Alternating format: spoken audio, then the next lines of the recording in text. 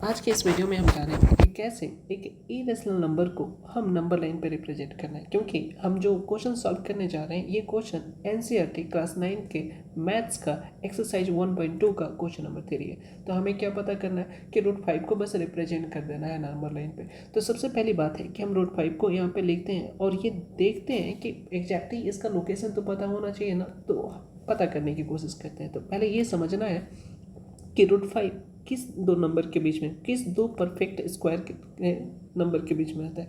तो हमने ये देखा कहीं ना कहीं ये 4 और ये √9 के बीच में आ रहा है। √4 को हम क्या लिख सकते हैं, 2 लिख सकते हैं, और √9 को हम क्या लिख सकते हैं, 3 लिख सकते हैं। तो हमने क्या पता कर लिया कि √5 का वैल्यू कहीं ना कहीं 2 से ग्रेटर है और इसका ये √5 कहीं ना कहीं 3 से कम है। तो सबसे पहली बात है कि हम एक नंबर लाइन को रिप्रेजेंट करते हैं। तो नंबर लाइन को हमने एक रिप्रेजेंट किया, तो अब देखते हैं। तो नंबर लाइन को हमने रिप्रेजेंट किया, इट्स ओके। अब हम क्या करते हैं, यहाँ पे हम 0 कंसीडर करते हैं। This is 1, this is 2 and this is basically 3। हमें क्या पता चल गया, हमें तो पता चल गया ना कि √5 का वैल्यू ये 2 और 3 के बीच कहीं ना कहीं आएगा। इतना बात तो पता चल गया।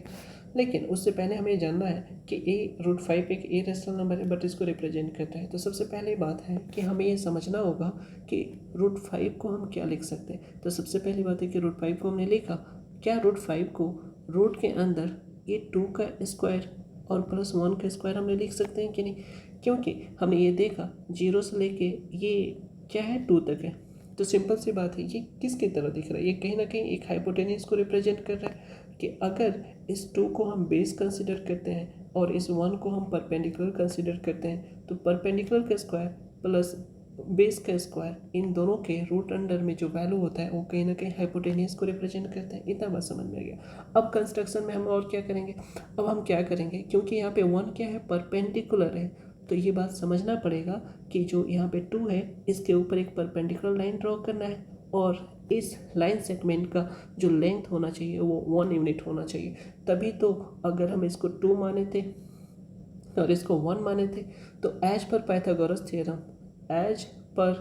पाइथागोरस थ्योरम हम क्या कर सकते हैं, हम रेडियस पता कर सकते हैं कि एक राइट एंगल ट्रायंगल में हम इसका रेडियस क्या हो जाएगा, दैट इज हाइपोटेनियस हो जाएगा।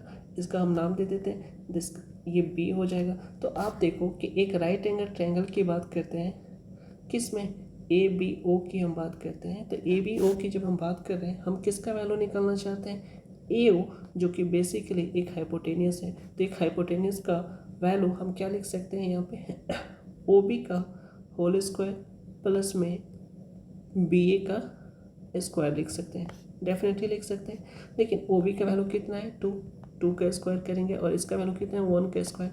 तो ये अल्टीमेटली क्या हो जाएगा, 4 + 1, जो कि बेसिकली हम लिख सकते हैं √5। मतलब हमें क्या समझा, हमने ये समझा कि इसका वैल्यू √5 आ गया।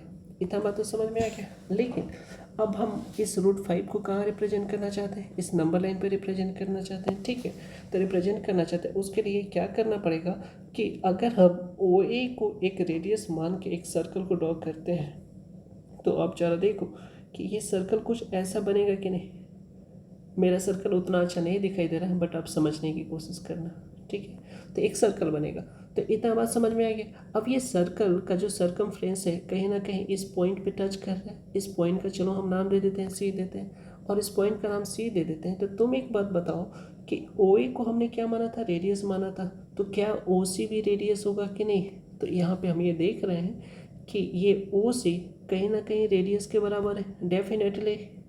और यही रेडियस किसके बराबर है, ओ ए के बराबर है, और ओ ए का वैल्यू कितना है, √5। तो हम ये कह सकते हैं कि ओ सी यानी कि ओरिजिन से सी तक का वैल्यू कितना है, √5 पे। तो यानी कि हमें यही पता करना था कि how to represent irrational number on a number line. तो इसको हम बेसिकली √5 कह सकते हैं। तो पॉइंट सी किसको रिप्रेजेंट कर रहा है, √5 को रिप्रेजेंट करता है। तो हमने दिखा दिया कि कैसे एक नंबर लाइन पे इरेशनल नंबर को रिप्रेजेंट करते हैं। Thank you.